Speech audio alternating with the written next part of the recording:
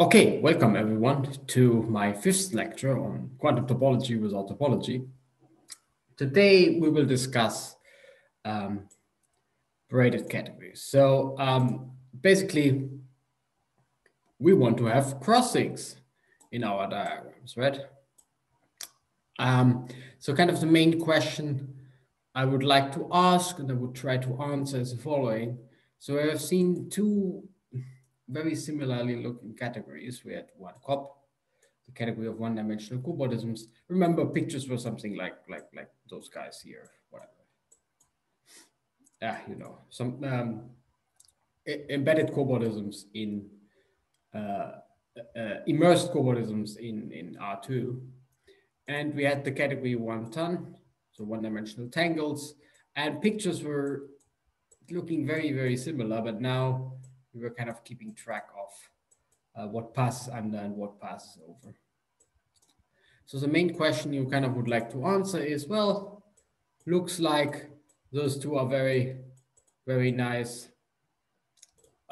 very nice topological categories. So how can we distinguish them algebraically, right? We want to do some kind of algebra. So what kind of categorical framework allows us to detect embeddings? So this is an immersion here, and this is an embedding, basically. So how can we do this? How can we phrase this in a kind of general context such that we can, we can generalize. Well, general context means we can use it for other categories, for other instances as well. Kind of never losing the intuition of, well, low-dimensional topology of strings in 3 space that you can pull around and push over and under. And maybe not the right notion, but certainly a well-established and very good notion is the notion of a braided category. Yes. Just one word about conventions. We already see it here. So maybe I should do this in a different color. So we have basically now two kinds of crossings. We can cross one over the other in this direction, or we can cross in this direction, right? Basically two choices. And I will just call one of them the overcrossing, and I will just call one of them the undercrossing. Where for me, over means the left strand crosses over the right strand. So left crosses over, right? I kind of think from left to right. So the left crosses under. And overcrossings are usually denoted by beta. And you won't be very surprised. You will see a picture later, several pictures, that undercrossings are basically inverse of beta. So they denoted beta inverse. And yeah, as usual, they will come in various flavors, with orientations, without orientations, whatever. And basically, we need to distinguish what crosses over and what crosses under. We want to detect embeddings, right? So I could call one the overcrossing. I say it again, left crosses over right. That's my overcrossing. Anyway, there's another technicality or thing I need to mention is taking mirrors now means you also turn around crossing. So let's have a look. So if this would be the original relation, this would be the mirrored relation. And the only thing you do is you really turn an overcrossing into an undercrossing. Not a mirror, very important, not a mirror, would be if you really turn kind of the topology of the crossings around. So here, this middle strand goes over, under. So it goes over, under. And here it still goes over, under, but in a different order. It goes under, over, right? The topology here is different. This just goes over everything. Just lies on top of the diagram. This is not saying this is not a valid relation. This is completely valid, okay? This is a valid relation. It's just saying it's not a mirror.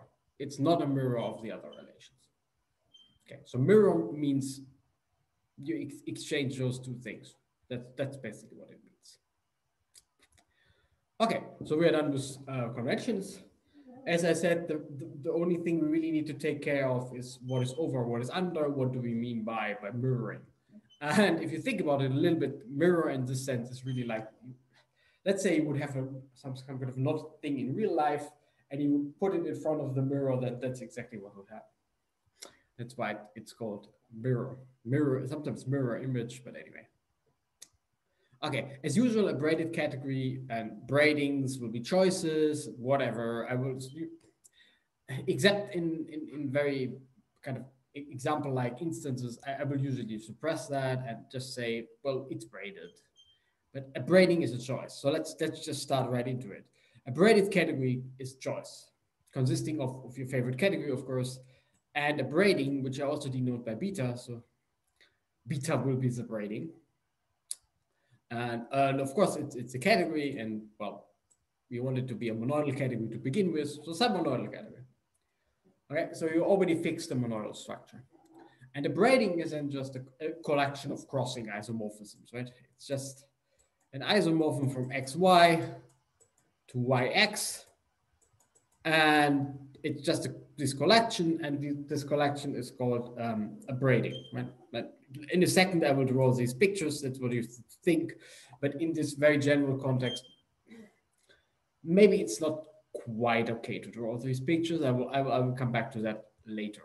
But basically, what you should think is that braiding is a choice of a collection of isomorphisms, one for each pair x, y, and it kind of wants to swap x and y. So if an isomorphism from x tensor y, remember this is just my shorthand for x tensor y, to y tensor x.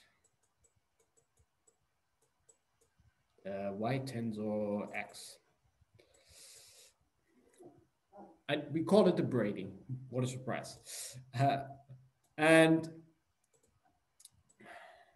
of course, everything should satisfy a certain list of relations, right? Right, okay, sure. And we just have to think, what are the relations we wanted to satisfy? And basically what it wants to say is that there is an action of the braid group. I will make this clear in the strict setup in this, maybe in 10 minutes or so. But in a non-strict setup, what you really want to hold are the so-called braided hexagon equalities. And maybe it's better to make this the braided hexagon equalities. So what is it? It's basically, well, okay, they are basically the Reidemeister moves. I will come back to this later. But for now, it's just what you exactly would write down if you would think about the Reidemeister moves in a non-strict setup. So you always have those associators floating around. If you would collapse the associators, you will see that this is just the Reidemeister move. The Reidemeister 3 move a version of a Reidemeister move. So basically what this wants to do is you have an object X and you have an object Y and you have an object Z, and you kind of, these are all ways to kind of permute them around. Now you have a permuting action. So this is kind of a permute, right? Permute. And so what you want to do is always to permute them around, you have to be careful with brackets because you're in a non-strict setting. And in particular, there are two versions to do it. And these are called the braided hexagon equalities.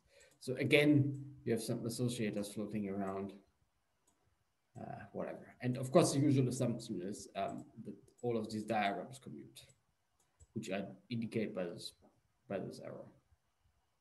And yeah, it should hold for all x, y, z, you know. It's actually not too bad, right? If you think about it, it's a monoidal category with a choice of isomorphism satisfying some condition, coherence condition. They're not too bad, as we will see in the strict setup, and they're very natural, as I will explain in the strict setup. As usual, if you see them for the first time, they fall a little bit out of the blue, but they're really just very natural pictures when you throw in associators because you're in a non-strict setup a priori. Yes. So as usual, there is some hidden equality coming from the naturality. So naturality here gives you some hidden braided triangle equality. Triangle? Square equality. And this is how it looks like.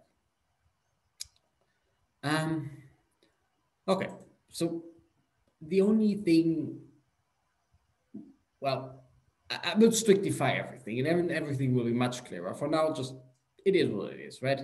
The first thing you would like to prove about it is you have a right master 2 move.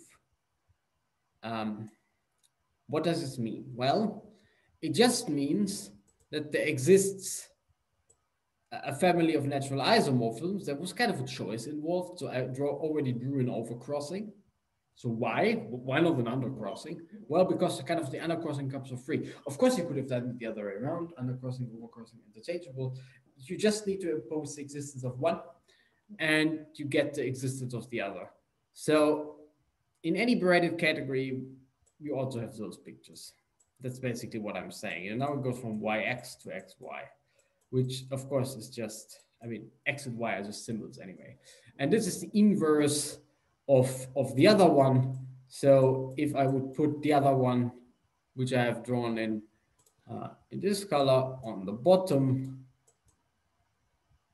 Oh, this was bad. This was exactly wrong. So it's an under and an overcrossing. Then this just pulls straight, right? That's the whole point. And it works for all x and y. So I start here with x. X goes all the way to here. Y starts here and zips goes all the way to here. Right? And yeah, the proof is basically trivial. It's just an observation.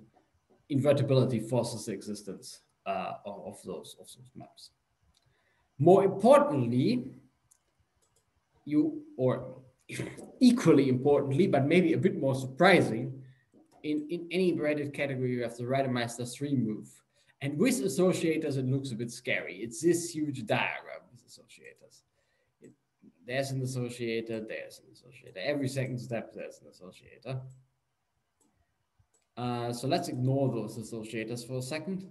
So instead of writing associators, I just ignore them. So I have one beta, I have another beta, and I have another beta. So let me draw this. So this is beta xy, identity z. So where do we have space? So maybe here. So this is identity z, and this is kind of a beta xy. Okay, so this was this one. So checks. Then I have an identity y. Oh, sorry, I should label it. It's xy. Okay. Then I have an identity y. Here you go. And I have a beta xz. Here you go. So this checks. And then I have identity x. So x is now here. And, well, I have a beta here.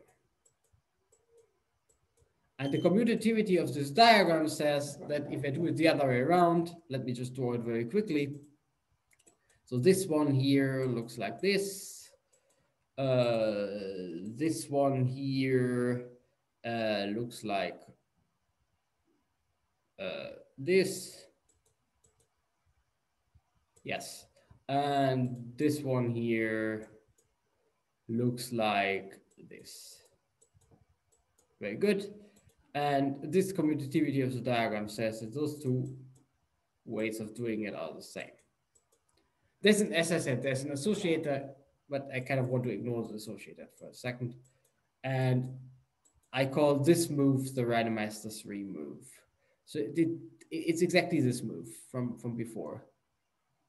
So you have kind of a string. It looks like this. So you have this crossing here, and you have kind of a string that sits in between the two, and then you can pull it to the other side. The crossing won't change. You kind of pull it in between the crossing, which, if you think about it a little bit, is a very natural move you could perform in 3 space. If you have 3 strings in 3 space, it's a very natural move, and that's what you call the Reidemeister 3 move. Similarly to the Reidemeister 2 move, which is basically this move. If you have it in 3 space, it's kind of clear that this holds, right? One of them is in front of the other, and you just pull them apart. And these 2 axioms, so the 5.2 axioms imply, plus monoidal axioms and so on, imply that those relations hold, which is great, because that's what we want, right? We want some kind of three-dimensional calculus of tangles. Okay. So those moves sold for free. And what you very often see is another notion you call a category symmetric if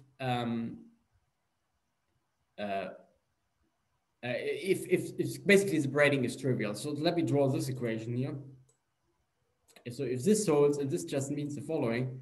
So I braid X and Y, and then I braid Y and X the other way around, but not with the inverse. So it's still over, okay? So this certainly looks very knotted. It's really knotted. You can use your two fingers, and if you knot them together, that's exactly what it is. And a braiding is called symmetric if this is the identity. That could happen, as we will see in a second. But from a topological point of view, this is really bad, right? I mean, if you could pull strings apart that are knotted, that look knotted, that's from a topological point of view, as I said, really, really bad. Anyway, it happens pretty often, so there's a terminology, a name for it, and it's called symmetric. Okay, so let us go through some motivating examples. So the standard ones are, well, either set or vect. These are the same examples. Anyway, one of them is just linearized. Anyway, let's go with vect. So you take the standard structure of a monoidal product in, let's go with set and vect simultaneously. So you take the standard monoidal product, which would be the cross product for set or the tensor product for vect. And yeah, the monoidal unit is identity, is a one-point set or the ground field itself. And you have a swap map, which I denote by tau, and that gives you a symmetric braiding. It goes from X cross Y to Y cross X, or from X tensor Y to Y tensor X, whatever you want. And it's a very silly map. It takes an element here and sends it, and sends it to an element here. It takes an element here and sends it to an element here. So it just changes the order.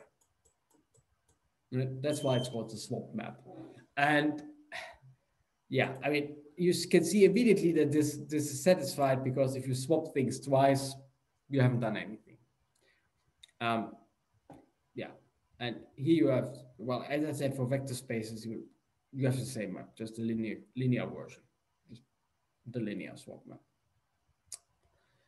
So these are the kind of the two examples of the two main examples of symmetric categories. And the question would be, how can we kind of find interesting categories which are not symmetric but braided? And it would take us a while. This is not so obvious. It took quite a while to find those things. I mean, you can always cook up some artificial examples. Artificial examples are called artificial examples because, well, they don't arise in nature, right? So it will take us a while. But for symmetric, so when the braiding is trivial, which is sadly saying, I say it again, that the topology is trivial, you can use vector spaces.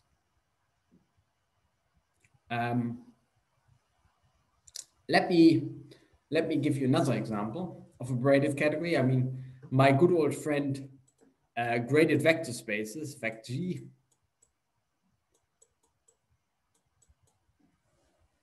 could be braided. We will see this in a second. Let's just take Z-mod 2, and Z-mod 2 actually is braided. And the braiding is just the stupid braiding. Okay. So it should be a map from, well, the only interesting object here is 1. So it should be a map from 1 tensor 1 to 1 tensor 1. And what could it be? Well, it's a scalar because everything is trivial. And you can let the scalar either be 1 or -1. And you check that everything is satisfied for these two choices of scalars. These are the only choices of scalars. And it turns out that those two braidings are not equivalent. I haven't told you what equivalence of braided categories is I will, but it will turn out they're not equivalent. And one of them is called the standard braiding. It's a very boring braiding on those vector spaces. And the other one is called the super braiding. It's a more interesting braiding. Both of them are symmetric, basically because, well, the standard braiding is the identity braiding. The identity braiding is symmetric. That's boring. The super braiding is symmetric because if you do it twice, then you basically have this equation. And yeah, that works. So this is actually symmetric. And the only thing I want to stress with this example is that braiding is a choice, and sometimes you just have to be careful. What you're talking about, basically, what your choice of braiding is. So even in this very simple example, remember this just had two vertices, two objects, and multiplication rule is the multiplication rule in Z mod 2. Even in this easy example, you will have two different braidings. Okay, so we have this notion of braiding. Let's make a cut here. It's basically trying to mimic. So what comes for free is Rider Master 2 and Rider Master 3, which are very topological notions, and it's basically trying to mimic that. So one question that should immediately come to your mind, hopefully by now, is, okay, I have braiding on a category. What is it saying on the Grothendieck level? So what is it saying if I forget that I have a category? And on the Grothendieck group, it just means that the Grothendieck classes form a commutative monoid. Okay. No, monoid is not the word I want to underline. Commutative. It's commutative because x, y is isomorphic to yx. And this on the Grothendieck group gives you this equation, right? xy is yx. So it's a commutative ring downstairs. So braided implies commutative. In particular, we can now discuss this example a little bit further. This category, my vec G category, right? Remember, K0 of this one is just G itself.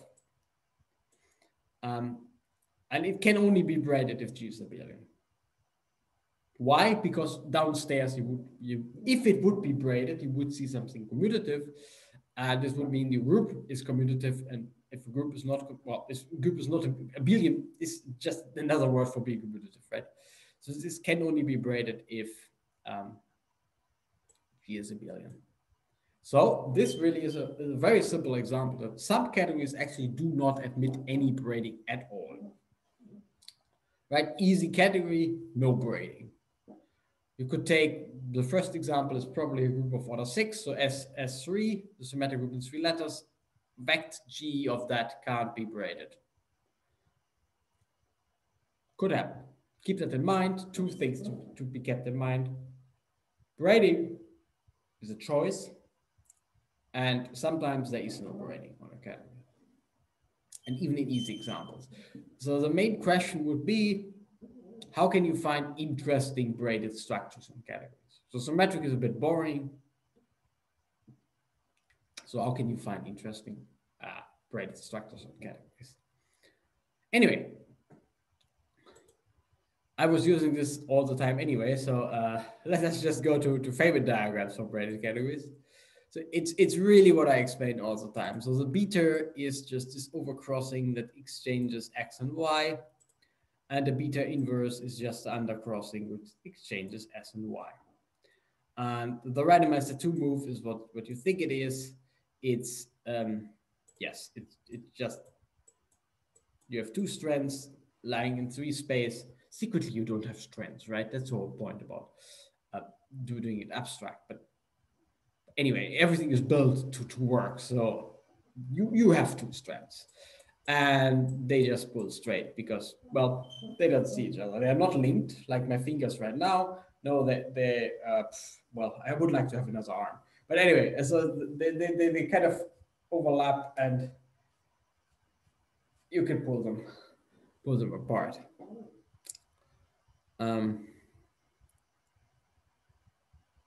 Right. Let's come back to the 2 equations that are called the hexagon and the triangle braided equations, and they really look like this in this stratified setup when you ignore ignore associators. So this is kind of a compatibility condition on strings. So whenever you have two strings passing in parallel, so here you have a strand X and here you have a strand Y, and the strand Z is some kind of underneath everything, then it's the same as having just one thick strand labeled X times Y crossing over these the Z strand, and vice versa. So this is a hexagon. Up to associators, and maybe topological. So this is kind of coherence condition, if you want. Topologically more interesting is definitely the square, and the square says that so this box lies on my strand X, and the strand X passes over the strand labeled A here. Oh no, sorry, actually it's on my strand labeled Y because I'm looking at the top here. So I can pull this box over the strand, right? That's what I did here. And simultaneously, I have a box underlying on the lower strand, and I can pull it underneath. So I've pulled everything here. Oh, no, not this way. I've pulled this box underneath. And this is kind of the, so labeled swap can be pushed across crossings whenever that makes sense. Basically, that's what this triangle equation is saying. And I call this sliding, right? Because I can slide a box over a crossing. I hope that makes sense. And I already said that I have this Brightest 3 move, which is exactly this move, right? So let me just draw it again. You have one crossing, which kind of lies there in 3 space, and it will stay where it is. Oh, this was a bad one, other way around. It will stay where it is. And you have some strand that goes in between, and you can just pull the strand from one side to the other. That's just a Brightest 3 move, and it holds for all X, Y, Z. Okay. And yeah, I actually explain how to prove it. You can have a look. But it holds for any X, Y, Z. And as I already explained, in the symmetric category, the corresponding relations look like this, which is really bad for topologies. This is kind of bad, right? You can just pull strings apart. This is not that good. Even worse, I mean, overcrossing is undercrossing. That basically tells you can't distinguish anything anymore, right? You can't distinguish embeddings anymore. So it's a bit, well, topologically maybe not completely satisfying property of being symmetric. That's a property, right? It's not a choice, it's a property. As soon as you've chosen a braiding, that's a property. Anyway, let me do another example, how things change now. We can now have, remember that there was a notion of being free as something. And there's, of course, a free braided category generated by one object, and my one object is always kind of bullet. And I call it QSUM. So that's a braid group, quantum symmetric group. It's a braid group. It has the following generators. So I already told you it has one object generator. Because it's a free braided category, there's only one morphism generator. It's a crossing. And the only relations you need to impose are the Rademaster relations 2 and 3. So this is Rademaster 2, R2, and this is Rademaster 3. By the way, that's so that's very nice. Oh yeah, before I come to my by the way, the free symmetric braided category is exactly sum, right? You forget about over and under crossings. So overcrossing equals undercrossing equals no crossing. more trivial crossing. Okay, so now comes my by the way, and this is not quite clear. This is actually something that follows from, in my setup, by tracking down several commutative diagrams. So you only need to impose this version of the Rademaster's remove. So only this one, only, okay? And everything you can think of holds for free. For example, this one, which is a completely different one, it holds in any braided category because you know that the Rademaster's remove holds. It's a non-trivial statement. It's not so hard to show, but it's still non-trivial. So I said it very often in this Rademaster's remove. You have this, whatever it is, a purplish strand, and it's in between the big crossing. Well, you can also have it like in this way, like where you have the purplish strand being just on top of the green crossing, right? Which is not the same type of relation. It's really different, but you don't need to impose it. It comes for free. So this is free. It follows from the Rademaster moves and all the other ways of sliding boxes. That's pretty nice. If you think about it, that's pretty nice. You only need to impose kind of one type of Rademaster relation, although there are quite a few variants. Right? Here's another one, also free. All of them come for free, and that's amazing. That's kind of cute. It's a kind of nice fact. It's not very hard to show, but it's a bit surprising and a really nice fact. So you only need to impose one Rademaster. Actually, you can basically choose which one you like, but if you impose one of them, kind of the others come for free, which is pretty impressive. Yes, and okay. And the main theorem is then, of course, if you know this, and this is kind of the main ingredient for the theorem, kind of if you know this, this was really bad. If you know this, then the graphical calculus in Feynman diagrams is consistent, meaning the two morphisms are equal if and only if they are equal by basically braided isotopies. So if you think of them as being kind of things living in a plane, kind of braid things living in a brain, in a brain, yes, in a plane, then they're equal if you can kind of do all your braid moves and push them from one side to the other. But for this, you really need to know that all braid moves hold, not just the ones you impose, right? So this is a very nice thing. Not surprising. I mean, that's the whole point about my exposition, right? But it's still very nice. Yeah, let me be very quick with braided functors. But of course, if you have braided categories, you want to have a notion of functors between braided categories, right? These are exactly braided functors. There is one commutative diagram you could write down, and that's exactly what you would like to hold for a functor to be braided. Basically, it sends one braiding to the other braiding. Yeah. And the usual thing, everything, identity functor is braided. If a functor is, so this means, of course, yeah. In the usual yoga, you get the category of braided categories and the category of braided functors. It's really not so hard to see. Right. And in the usual setup, you would say two braided categories are equivalent as braided categories if they are equivalent as, if there exists a braided functor between them, which is an equivalence, which I will denote by beta downstairs. So two things can be equivalent as braided, can be equivalent as monoidal categories, but not as braided categories. It actually could happen.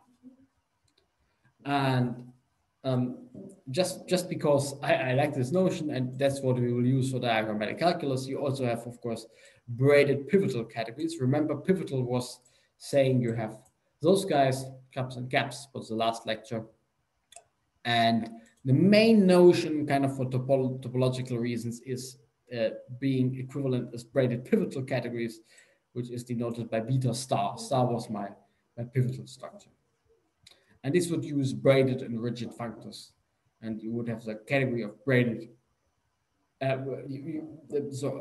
Two braided pivotal categories are equivalent as braided pivotal categories if there exists a braided rigid factor between them, which is an equivalence.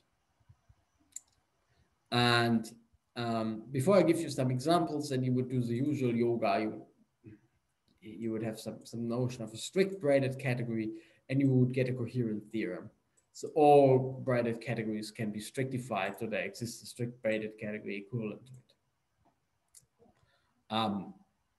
That basically means you can kind of forget about the associators and do everything with Feynman diagrams, which is what I want to do. Right, that's kind of very nice.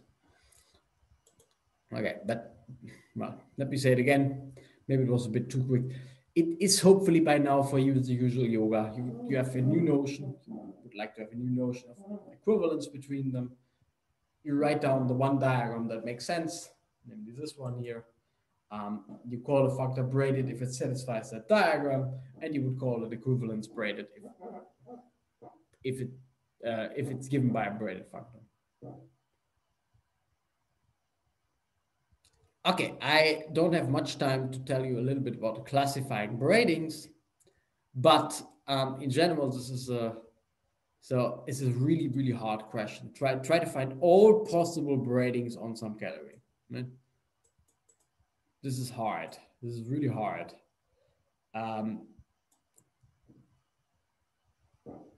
So it's very, very difficult. And the main theorem is that I would like to discuss very briefly is for those things. For my favorite toy example, you can actually do it. The theorem is for those guys here. You need to play a little bit around with group cohomology. It doesn't matter so much, but it's basically numerical datum. So the theorem says, of course, we already know that it can't be braided if it's not a billion. But what about if G is a billion, like Z mod 500, whatever, something like that? If G is a billion, and you fix a numerical datum, which I call a 3-course cycle, the definitions are all here upstairs, in case you want to read it. Then to all of them, you can associate a datum of a braided category, and you can say whether two braidings are cohomologically equivalent, and it turns out that the categories are equivalent if and only if the braidings are homologically equivalent. Instead of going into the details, let me just give you some examples. It's not super important. It's just pretty nice because quite often you need to think of how many braidings on the category do I have, and you will almost always find it very difficult to write down kind of condition whether things are equivalent because there's so many diagrams that need to commute, that need to be checked. And it's just very remarkable that in this case, you can write down basically a numerical criteria. You can classify all braidings, you can write them down explicitly. Let me just show you an example. And I've kind of sketched how this works. Let me just show you an example.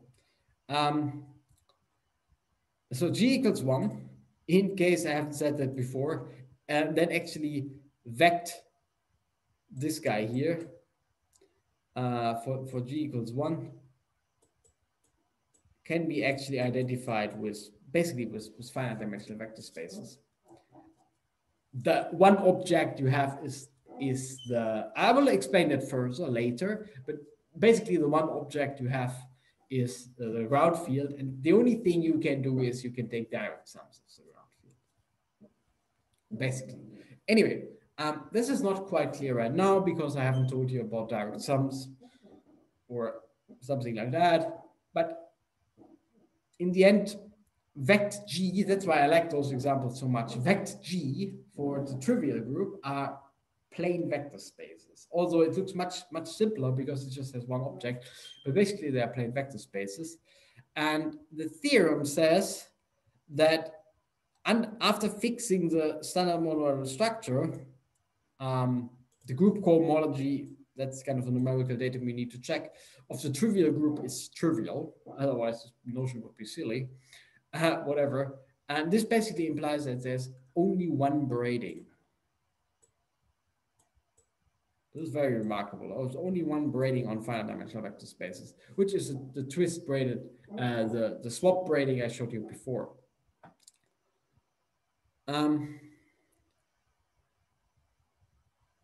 And so that's actually remarkable. So if the next slightly more complicated group would be Z mod 2, and you could check that for Z mod 2, and a non-trivial omega, you can actually check again that there's only one braiding, which is the standard braiding. That's the only thing you can do. If you have a trivial omega, then the group cohomology has two elements. And you have two braidings, which were the standard braiding and the super braiding. Basically, you can put a +1 or a -1. And you can go on. I mean, the only thing you always need to compute are those things here. And that's not so hard. There's a list. Like on Group Wiki, you could find a list basically for all abelian groups, which classifies your braidings, which is pretty remarkable. You have to work a little bit more if you have non-trivial omega. Omega was a twist, remember, but that is not so bad. So this is actually a pretty nice theorem. Anyway, this was kind of a digression a little bit because I just wanted to say, to stress again, braidings are not unique. Classifying them is actually a really, really difficult task. But sometimes you get very nice results. So here, maybe the main takeaway message is that on finite dimensional vector spaces, there is only one braiding up to equivalence, which I think isn't really clear if you just look at the definitions. So it's pretty remarkable theorem. The theorem 526 in my notes, which is obviously not due to me. It's just I've just written it down in my notes right now. It's well known for ages. Okay, but let us rather go to some more topology because, well, that's pretty cool. So let's do topology. And basically what I want to explain is the algebraic models of 110 and 1 state. So 10 and state was the difference was in state you had oriented things, and in 10 you had unoriented things, but still with crossings. And we have now the technology we have really now the technology to just write it down. And it works as follows. And I call this the quantum Brouwer category. Quantum Brouwer. Q Brouwer. And it's a braided pivotal category with one generated by one self-dual object, as usual, just by my little bullet. And the only relations, because you already assume that it's braided to pivotal, are relations, and that's pretty nice. So this includes, by the way, Rademaster moves, let's say Rademaster 2 and 3, pivotal, if you remember from last time, include things like this. So if you write it like this, it's a very slick formulation. So quantum Brouwer is a braided pivotal category generated by one self-dual object. So, by the way, braided also implies that you have a generator like this. So I even don't need to write that down anymore. Pivotal implies I have generators like those, right? I don't need to write those. I don't need to write down them anymore. So the only thing I need to say is that there's one object generator, which is self-dual. And the only relations I need are kind of compatibility relations between the pivotal and the braiding structure, right? And in this case, these are just two kinds of relations. So either you can kink out, so you have some kink like this, right? Kind of kind of a little curl, and you just pull it straight, flop. And I mean, this is just this is kind of an easy relation. It basically wants to look like this, like a fork relation. This is something, by the way, really called a fork. And maybe I want to call this kink, or sometimes Reidemeister 1. And these are the only relations you need to impose, except the ones you already know from braided and pivotal. And yeah, we already know the structure maps. Anyway, you need mirrors, okay, but just the mirrors of those relations. And that's it. That's what I call the quantum Brouwer category, right? Only two relations, except the ones, including the ones we already know from braided and pivotal. It's a very, very easy definition, a very, very slick definition. The braided pivotal category generated by one self-dual object subject to two relations, period. Quantum Brouwer. This is a very, very slick and short definition. Oriented quantum Brouwer is basically the same. You need to impose certain types of relations. It's generated by one object now, not self-dual, because the dual is kind of the one you're, whatever, like this one, right? The dual is the object you get by using the corresponding cup. But still, it's a very, very slick definition, the oriented quantum Brouwer, and I call it OQ.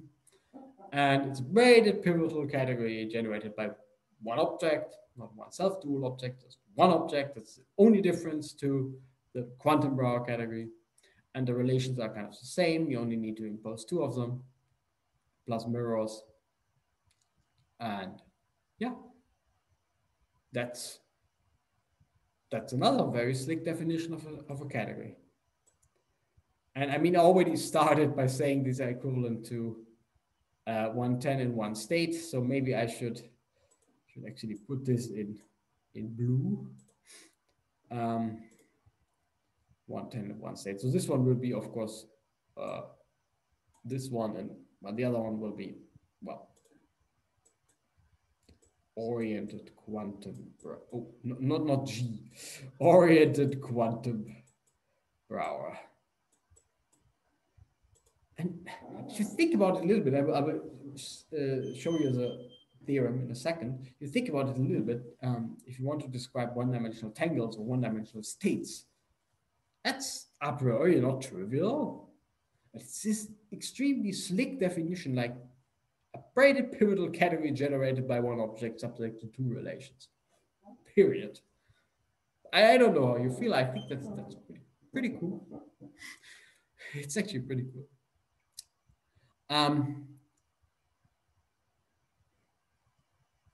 Yes, so the point is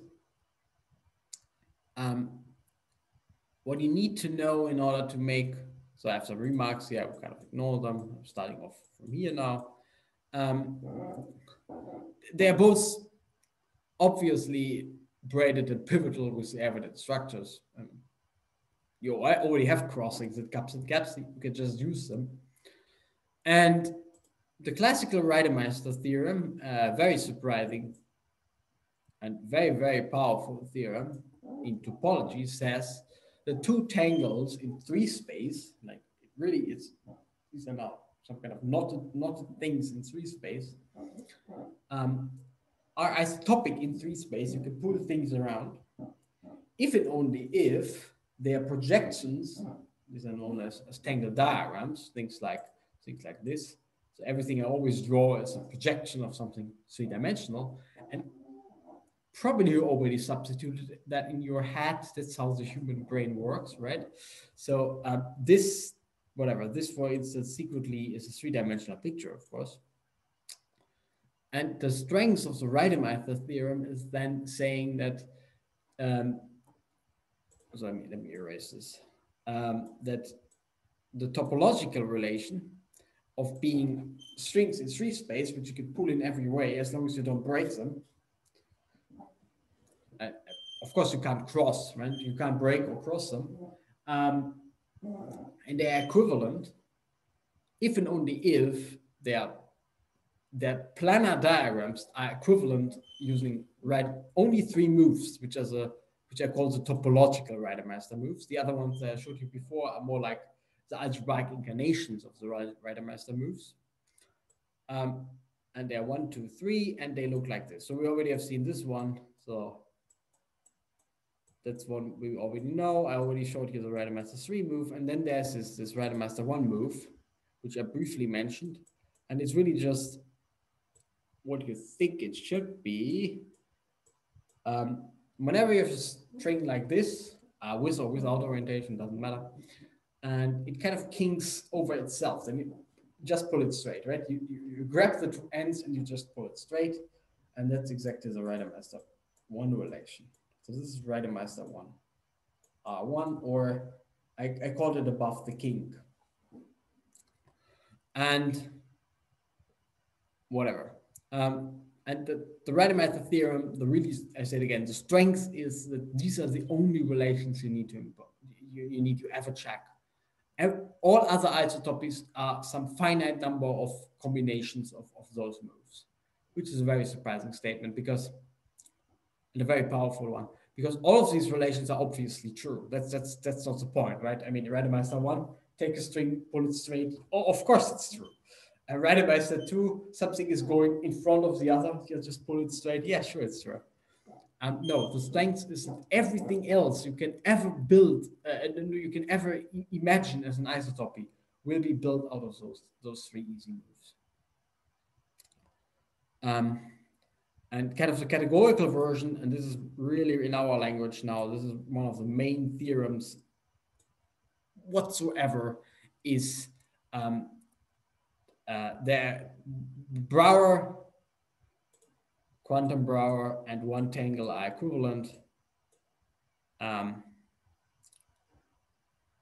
as braided pivotal categories, and similarly, or whatever, oriented quantum Brouwer and one state are equivalent as braided pivotal categories.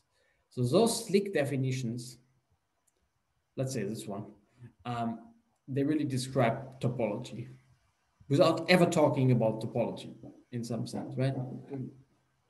You don't need to know the theorem to play around with quantum Brouwer. So without topology, right? I give you a sketch of a proof here. It's actually pretty nice. I won't go into details right now because I'm running out of time, and maybe also because my lecture is called Without Topology. So this is kind of a topological argument. The only really thing you need to show here is, if you think about it a little bit, is that the obvious functors you can define are actually faithful. This is hard.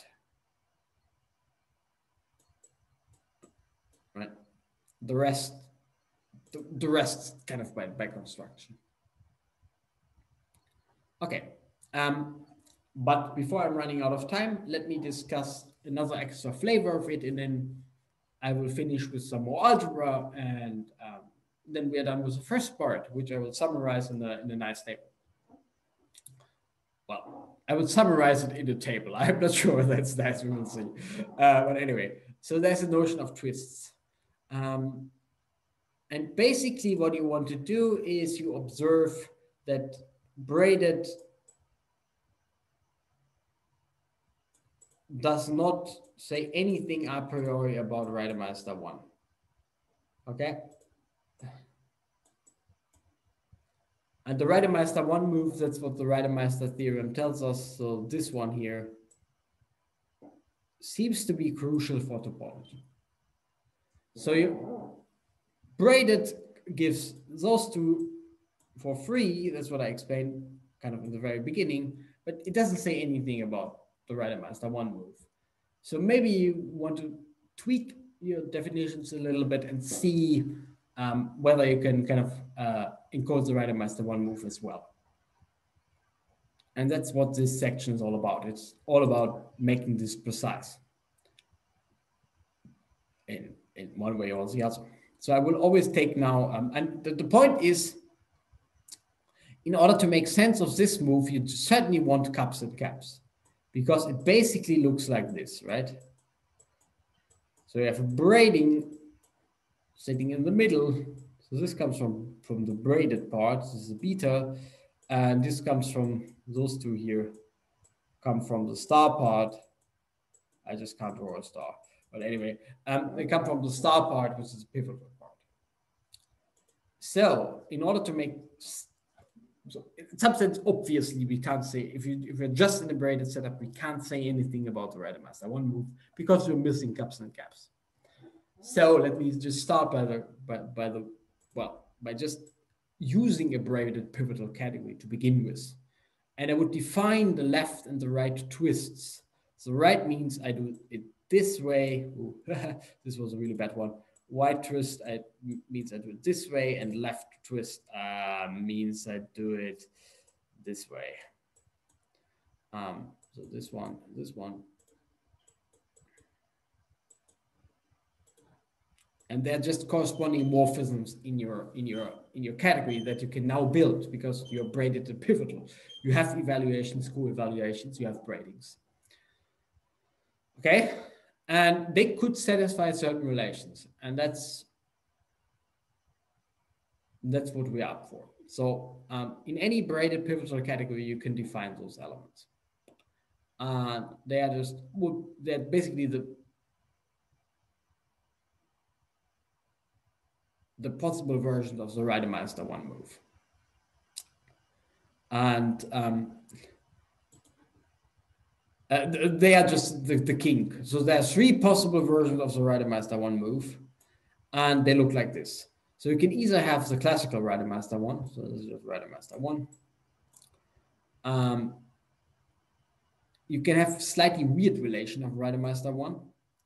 This is called the ribbon equation. I will make this again, explain where this comes from and why this is again topological in nature. And it basically says left and right king are the same. So this is saying they are the same, but they also straighten out.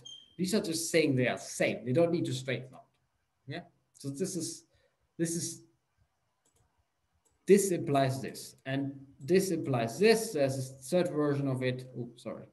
I should have said there's a classical Rademaster move. And there's also the framed Rademaster move, which is kind of the weakest notion you could expect. It's the left and the right twists are invertible and inverses of one another. So if you put them in the right order, then they straighten out. And yeah, and this is really going in this direction. So framed implies ribbon implies Rademaster one, but not necessarily the other way around. I will explain that in a second, but that's basically what you could impose on those twists. Three versions. One of them, the strongest one, is Rademaster one, and then some weaker versions of Rademaster one. Right, that's what I said.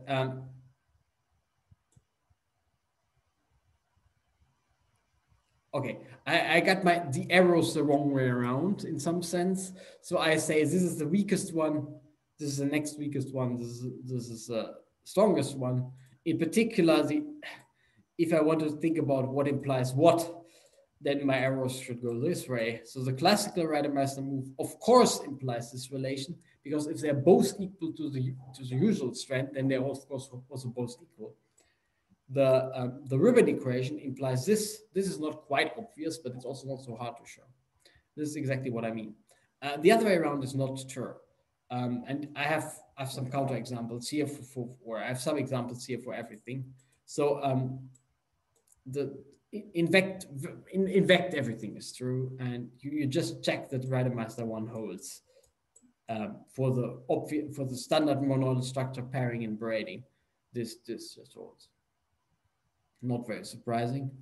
In ZMod 2, my good old friend, there are two pivotal structures, and that I discussed in the last time in section 4. And if you take one of them, namely it's kind of the bad one, the good one is kind of okay, Rademaster one holds, but if you take the bad one, then you see Rademaster one fails. But all the others all the others hold. Basically, because this is a sign. So basically what's happening here is that this equals -1 is equal to this one. Okay. And yeah, if it's -1, you can't straighten it out, right? That's kind of the point. If you go even further, let's say you go to Z mod 3, you take the third root of unity, you can play around a little bit more, and you would see that Rademaster 1 fails and Ribbon fails, but 15 the framed Rademaster holds. So really, it's really just a one-way street. You can always find not really hard counterexamples. So you can easily find counterexamples going in the opposite direction. Okay. Topologically, this is the one that kind of comes from tangles. This comes from ribbons, as I'm going to explain. Ribbon, how to spell a ribbon? This way. These come from ribbons, and that's what you very often, the framed Rademaster move is something that just almost always holds, right? So, well, we'll see. Okay, there are certain lemmas, and you can prove them using some diagrammatic calculus, of course. But basically what it's saying is something like a sliding relation, like you could slide a twist around the cup, and you just have to be careful. It really slides around the cup. So if it was inside, it will stay inside. So it will turn left to right, for example.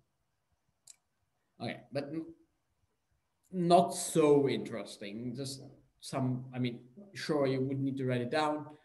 But anyway, not so enlightening.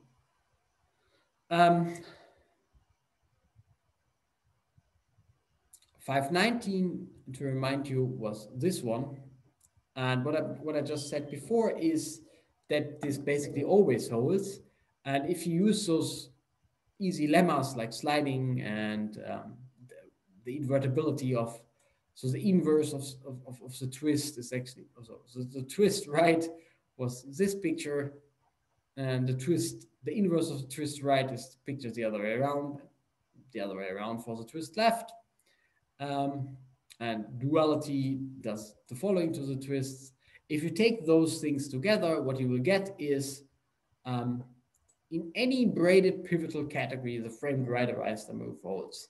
So this is tangles. It might hold. You're very happy if it holds, but it might fail. This is ribbon, as I'm going to explain, and this just always works. And the better it gets, well, Rademaster 1 is what you want in a lot of cases. Ribbon is what you get in a lot of cases, and what we always get is the framed Rademaster 1, which is not a bad result. You should be aware that not everything you ever write down in a braided pivotal category will be completely topological in nature. Just some of them. Most of them, but not all. And here's an explicit counterexample, for example, right? Okay, but I'm kind of running out of time, so let me explain ribbon categories, and then I'm basically done. Yeah, so you can now define various versions of the Brouwer category. You can define a framed Brouwer category, where you would impose, so 519 holds, but basically nothing else holds. So what I took out is this relation. If I remove this relation, then Rademaster 1 won't be satisfied anymore, but it's still framed. And again, there are various versions like framed quantum, oriented framed. So framed is always F, framed Brouwer, and oriented framed Brouwer. It's basically the same definition as before. You just take out Rademaster 1. So Rademaster 1, we don't like it anymore, we take it out. Otherwise, it's the same definition. And the framed Rademaster move holds, as I said, always, so it also holds in this category. which is not completely obvious, by the way. A nice exercise is to show this by just using the diagrammatics of the oriented frame Bauer category. Okay, and the definition you would like to impose is, okay, this is tangles. So what is this? Let's analyze it. We call it category ribbon. So this always holds, and we call it ribbon if this stronger version of the framed Rademaster move holds. So that's the notion you should remember, ribbon. So 518 is exactly the ribbon equation. And yeah, there are certain, not all braided pivotal categories are ribbon. That's what I showed you above. And being ribbon is really a property, not a structure anymore. Yeah, as soon as you have chosen braided and pivotal, it's asking whether the left kink and the right kink are the same. And of course, we get a category of ribbon categories, which are called recut, ribbon categories. And some nice diagrammatic argument, again, it's not very hard. Here you go. Shows that the ribbon category is actually spherical. Spherical was your diagrams live on a sphere, and the left trace is the right trace. And in the ribbon category, you get it for free by some diagrammatic yoga, and it's not so hard. So this is just a cute fact. It's just a nice fact. That's what it is.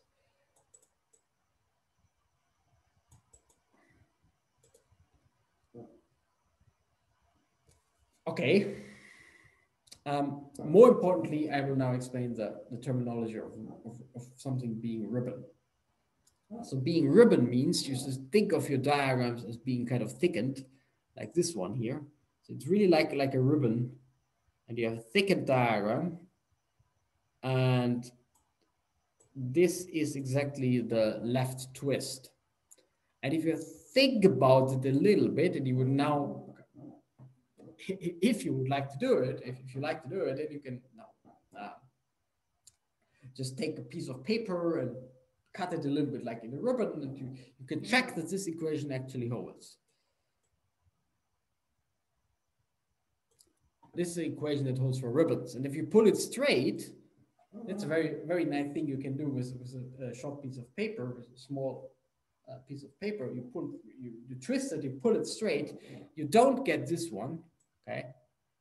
So this one is the wrong one, but you get rather this one, which means you have one side, and in the middle, because it's twisted, you see the other side of the ribbon, right? A ribbon is like a string, a piece of paper, and it has two sides. There's a front, and somewhere, maybe I should put it in green, and it has a back,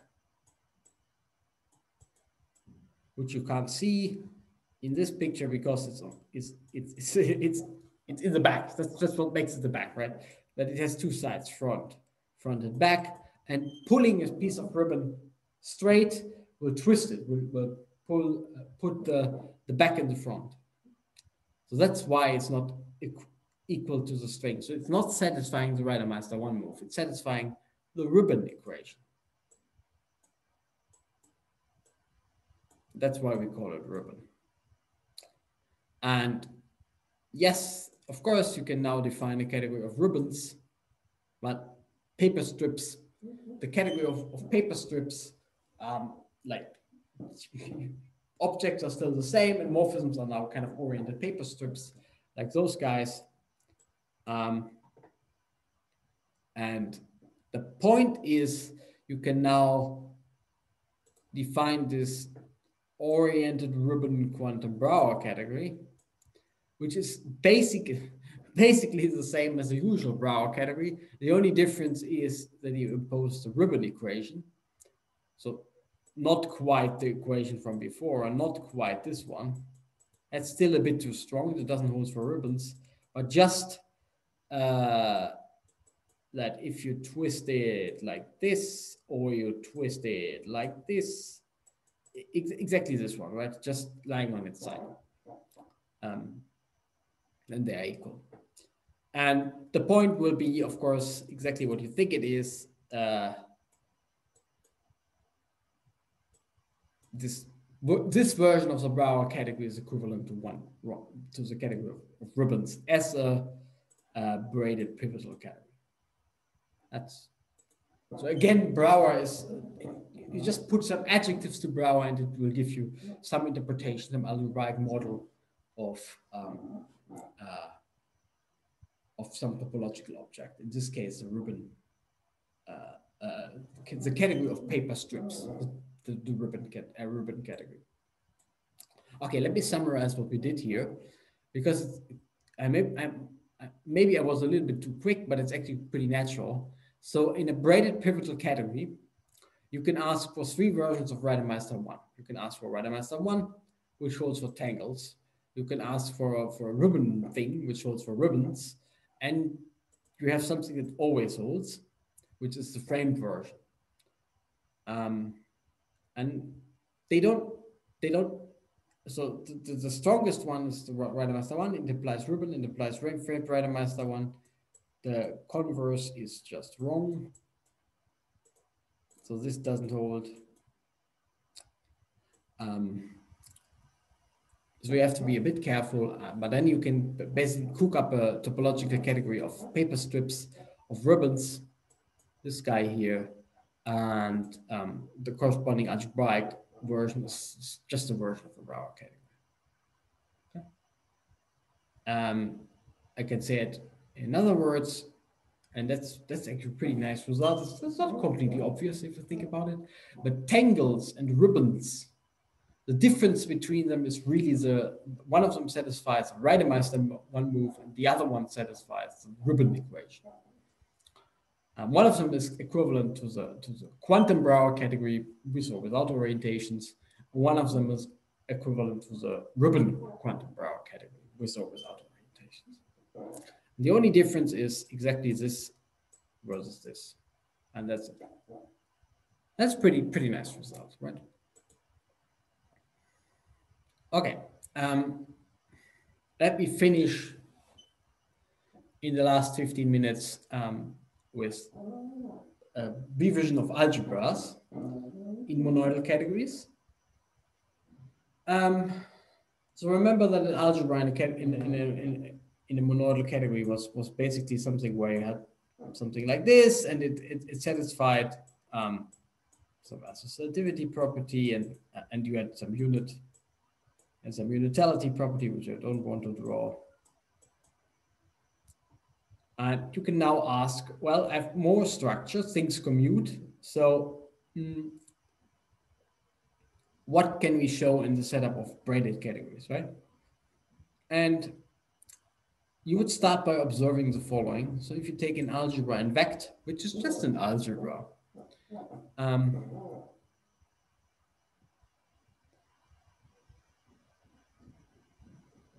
and you could ask the question, what property ensures that the category of modules is monoidal? And there are 2 known answers. For example, if A is the commutative algebra, and then the category is monoidal.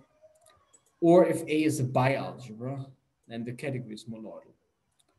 And all I want to do in the last 15 minutes, and then I wrap up the past 5 lectures, is that I will discuss categorical versions of these 2 very well-known facts for final dimensional algebras, for algebras in vector space, so for algebras. Okay, and the only thing I need to do is I need to tell you what a commutative algebra in a braided category is. And it's exactly what you think it is. You have now one equation that could hold, because now you have, so this comes from being an algebra, so algebra. And you have also the braiding in a braided category, and you want them to be compatible in the following sense. If you braid your algebra, if you braid your multiplication, then you haven't done anything. And that's what you call commutative, right? This is like AB equals AB. And this is more like B B is now here, A is now here, equals AB, right? So B times A equals A times B. And yeah, it's a very natural thing. And yeah, by duality, you get also a co-commutative co-algebra by just flipping the pictures.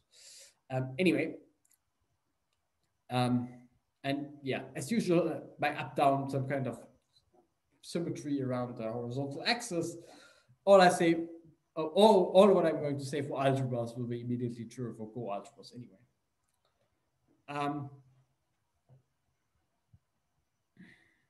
So this really generalizes a lot of notions, like in vector spaces, commutative algebras are commutative algebras. In this guy with the super braiding, for example, there are sometimes called supercommutative algebras. They're commutative up to a sign. And then he would prove something actually really funny, and the proof is basically trivial if you use diagrammatic calculus. You will see it. It's very nice. It's a generalization of the classical fact from vector spaces. So if you have a commutative algebra in some braided category, then every right module is actually a left module, and every left module is actually a right module. Ah, that's funny. That's a little bit weird, right? You kind of can swap left and right. And all of these categories are actually equivalent. So left modules are equivalent to right modules, are equivalent to bimodules. So basically, this means it's a monoidal category, mod A. If you have a left module and you have a right module, then you can tensor them together and you get something new. But if everything is left and right at the same time, you can still get a left or right module. Right? So if you, okay, let me just do it. If you have a left module, M was my right module, I'm sorry. M is my right module, so my algebra, so M is my right module, so my algebra acts from the right, and N is my left module, so my algebra acts from the left. Then I can tensor them together over the algebra in the middle, and I get something. I kind of seem to have lost the action, because why should A act here from the left and why should A here act from the right? But since everything is left and right at the same time, I can still act with A from here and with A from here. So I get a new module of A, which is left and right at the same time. So I can tensor modules together. And the way to define it is pretty nice. So let's say I have a left action. I have a right action on M. So M is here, and if you recall, I denoted the right action like this. And now I want to define a left action, and I just do it in the following way. So my M is here, and let me ignore over and under crossing. So I want to pull the string somewhere to the left-hand side. I can't, I don't know how to do that, but I can cross it and I can pull it to the right-hand side. And that's by definition my left action. And then you do some calculations, and you can check that, for instance, this one is pretty nice. So you need to check unitality. And the only thing you do is, well, how is it defined? Well, it's defined like this. And you just pull it to the other side and use unitality from the right. It's pretty nice. Same for associativity. It's not so hard. You can pause the video or you can look at the lecture notes. It's really beautiful. Just pull strings around, and you can check that you have a compatible left action. And of course, there is no difference between left and right, so that you can do the same for the left action as well. And you can also check that everything is a bimodule in this following sense. So if you first act from the left, and again, it's a topological argument, a really beautiful one, not very complicated. If you first act from the right and then from the left, then it's the same as acting from the left and from the right. And the only thing you do is you pull strings around and do some. So here you use commutativity, for example. Oh, that was not very good. So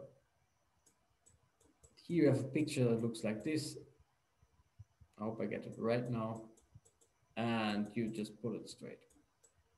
But anyway, it's a beautiful diagrammatic calculus. It works pretty nice, and you don't have to write down anything in coordinates like you would do it for vector spaces. No need, no way. You don't need to do that. It's pretty nice and simple. And of course, then you can just define a bimodule structure and everything, and you can talk about equivariant morphisms, and it's just a sliding argument and everything works out pretty nicely.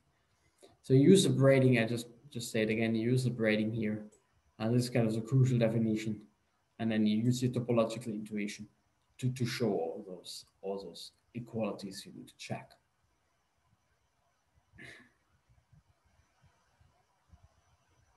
Yeah, and you can define a monodal structure as follows. Right, here's the action. You can use a braiding to act on two strands, absolutely, no problem. And yeah, it's really nice. It works. It's very surprising. Makes me very happy. And you, yeah. And actually, it's a bit better. So the category is actually braided, so you can define a braiding on it. But this is one of the exercises, so I won't spoil the story. Just try to do it. And there's also some version of symmetry. Anyway, so the first part just says a commutative algebra, and let me say it again, it's the only thing you could write down. It's this equation. If you have a commutative algebra, then left and right modules are actually kind of the same, and it gives you a monodal structure of the category of modules. That's pretty nice. The other potential answer I would like to address in the remaining 5 minutes or so is that if A is a bialgebra, then the category is also monoidal. And what is a bialgebra? A bialgebra is a slightly weird thing. But if you track down the proofs below, then you will see why you want this definition.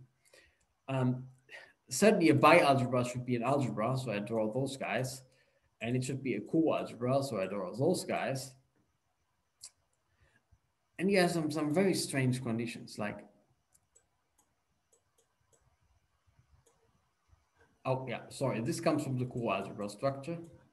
This comes from the algebra structure. So if you multiply and use the co-unit, then this actually splits apart into using the co-unit twice, and something similar for the unit, and some condition on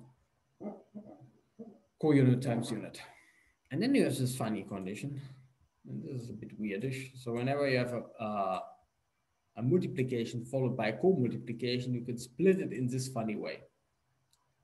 And this is really weird. If you see this for the first time, why should this be a definition of a bialgebra? But kind of the point here is it does what you want it to do. Because now for a bialgebra, you can define a monoidal structure, let's say on right modules. So for bialgebra, left and right modules are not the same, but you can still define a monoidal structure on right, by symmetry also on left modules, but they're not equivalent necessarily. And you can define a monoidal structure on right modules by using this action. You use split. No, maybe I should use black. So you split and you act using the braiding and the already existing action. And in order to check that this is well defined, you really need all of those axioms. That's basically the point. Here's one of them. So this should be kind of a monoidal thing. So if you put a dot here, then what you can do is using those funny things above, and it will look like this. And then you And then you can just pull them in and you're done. So kind of those definitions are built that this is gives a monodal structure. Yeah, I can't say much about bialgebras in this sense. I mean, as I said, they kind of exist to make the statement true. And so when people invented bialgebras, they really kind of, well, they were motivated by examples, of course, but they kind of thought about what is the right axiomatic framework such that you have a monodal structure on a tensor product structure on the category of modules. And this is what you would write down. And you just try to prove the theorem or this proposition, which I highly recommend, just diagrammatic. And you will meet exactly those conditions and not a single other condition, which makes it really nice. Anyway, I also have a short discussion about Hopf algebras. There's another, so whatever. There's another kind of information you could have. You could have an antipode, and I don't want to go into details right now. I'm out of time, and you're basically anyway bored anyway. But you can read it in the file. There's some other condition, and you have some certain conditions on those, and you can get Hopf algebras in categories. And you do some diagrammatic nonsense. And the proposition is, again, that every right module is actually a left module, also for Hopf algebras, and every left module is actually a right module, like for commutative algebras. And it's a completely diagrammatic argument. So kind of what I'm trying to do here is I kind of want to write down kind of categorical versions of left and right being the same of when or when mod of an algebra is actually monodal itself.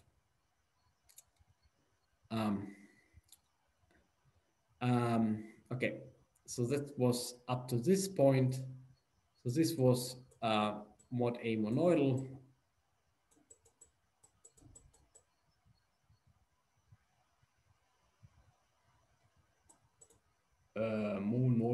Monoidal, oh gosh, whatever, you know what I'm trying to say.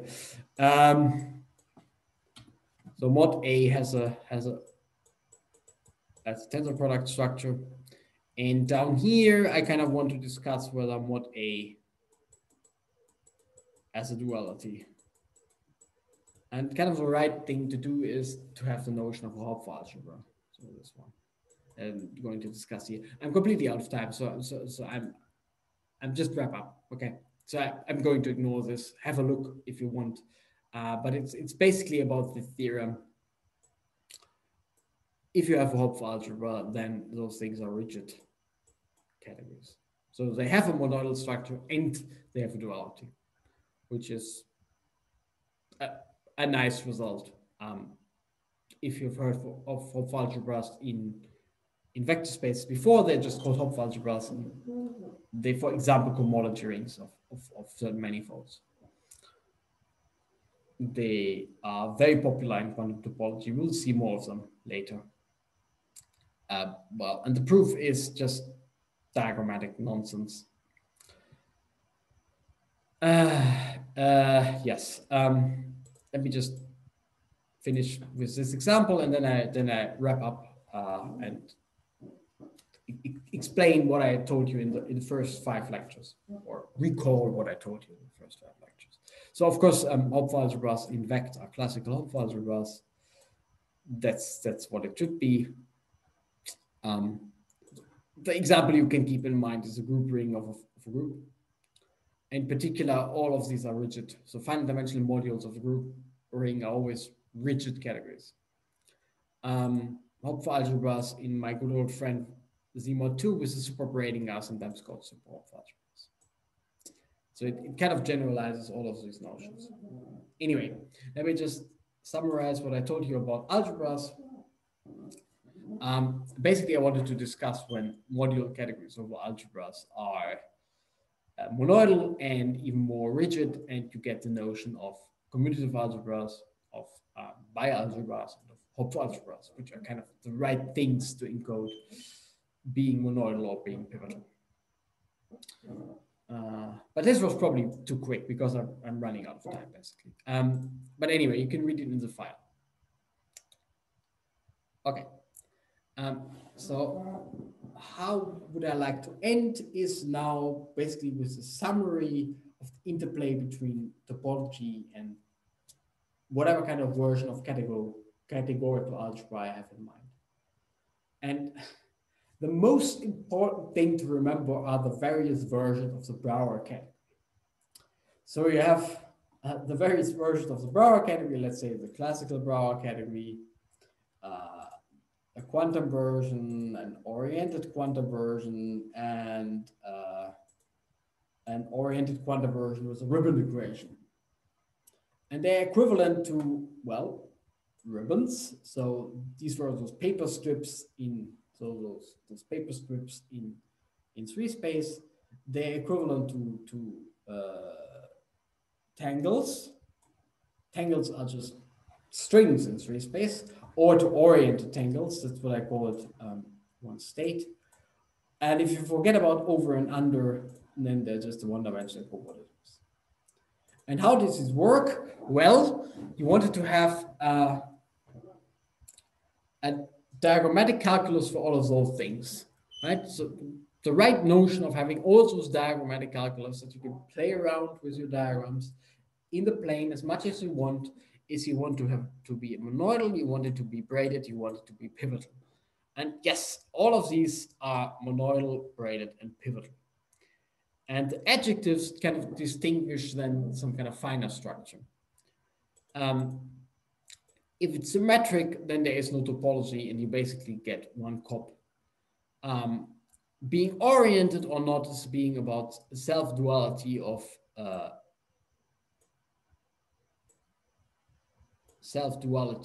the generating object. So basically, if you want to draw up or down arrows, and the distinguishing between tangles and so really strings and little ribbon things, paper strips, is given by the Rademeister move, or the absence of it, which would then be the ribbon equation. So basically, those Brouwer categories, and you have many adjectives for those Brouwer categories, are always monoidal, braided, pivotal. So you have a diagrammatic calculus, and then you add those adjectives to describe certain instances of topology. And the whole point, what I explained in the first 5 lectures, is kind of don't want to talk about this side. I don't know what that is. That's topology. It's too complicated for me. But I kind of want to talk about this side, and I explained what it is to be freely generated braided category, a freely generated monoidal category, a monoidal category generated by something, you know. And the usual notion of this freely generated by one object will always be some kind of Brouwer category, which makes it really, really nice. So kind of the whole thing is built to encode some 3-dimensional embedded topology, basically. Topology of ribbons, topology of tangles, in a completely categorical language. And the main part about having a categorical language is, of course, then, yeah, this is motivated by topology, but in the end, you see a lot of non-topological examples, which come from algebra, which come from combinatorics, which come from physics, and so on. It's just, you just have this huge framework where everything fits into. It has a very slick definition, like Brouwer category has an extremely slick and short definition, and it still captures so much. And that's really, really nice and really important. So this is kind of the main message I had in the first 5 lectures. Like topology without topology. And because we are doing it without topology, it kind of generalizes to so many other things, which is really, really nice. And the question I would like to answer in the remaining 5 lectures is, okay, what is now quantum topology? And quantum topology is all about what is called a quantum invariant.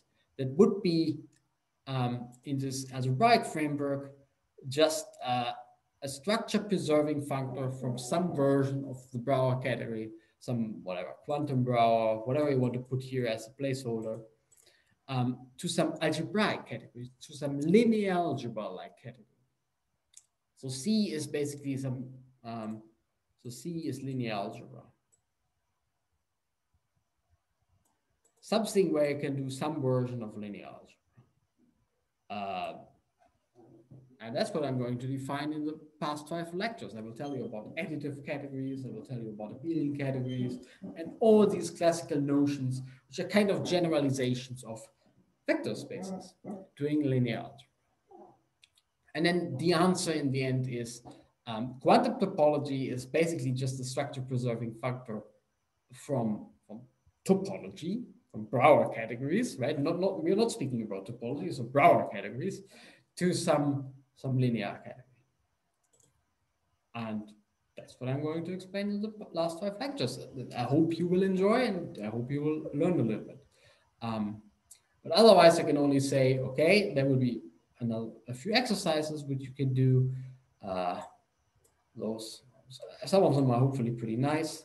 So for instance, can you find some implicitly stated relations like those ones here? So where are they, and so on and so on. But I think that's it for today. And as I said, next week I will start with the linear algebra version of